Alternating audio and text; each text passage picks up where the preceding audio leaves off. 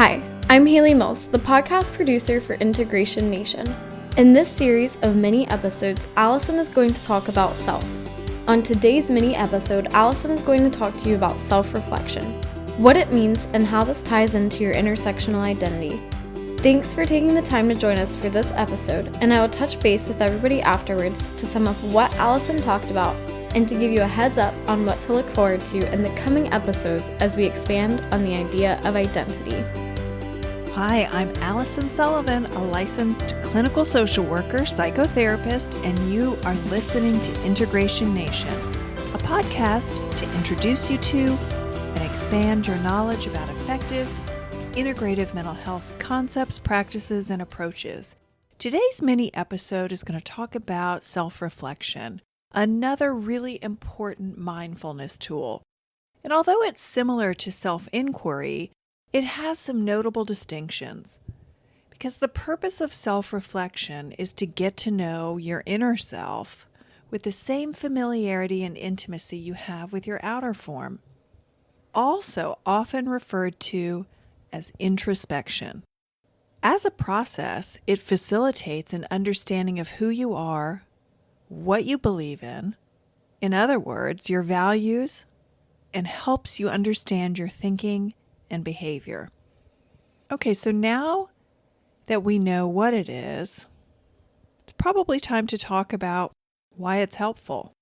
I like to think of self-reflection as a GPS, a guidance system that helps me to navigate the terrain of my life as I move through my experiences. Self-reflection also supports us in improving relationships, finding meaning in our work, in our life in general, managing stress, and experiencing joy. And as we do in all of our mini episodes, now that we know what self-reflection is and why we need it, it's time to talk about the how. Exactly how does someone develop a self-reflection process or practice?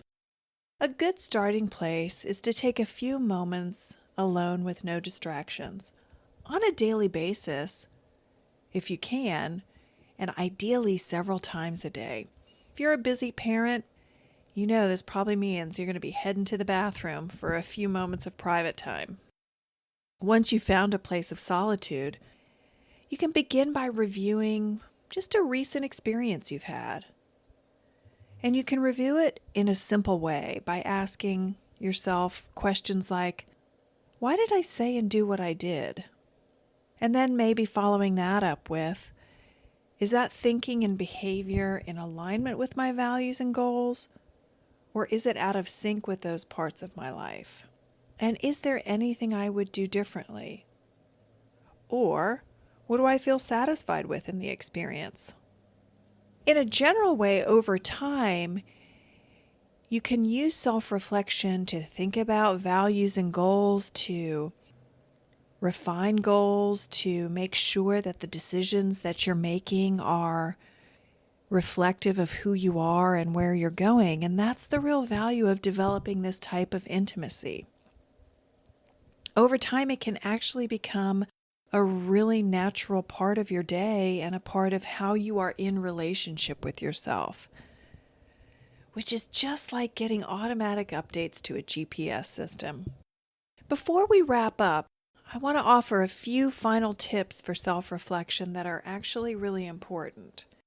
Any type of self-reflection practice and process needs to be a judgment-free zone.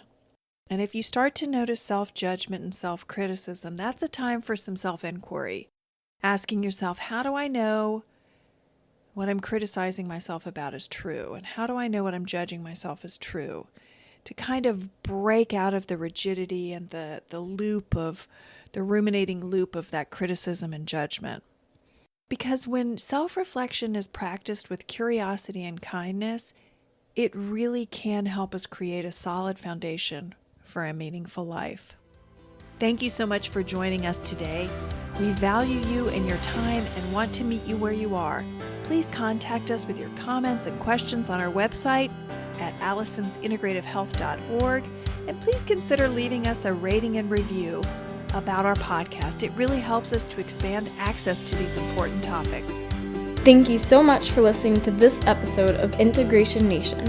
As an important reminder, this podcast is for educational purposes only and is not a substitute for care from a licensed therapist or other healthcare professional. We're going to continue to explore and discuss with our guests throughout the season how to integrate our experiences, the roles that we take on, and the unique aspects of ourselves in developing and making sense of our identity across time. Our upcoming episodes will be featuring international and local experts on gender, libraries, and other important aspects of our identity.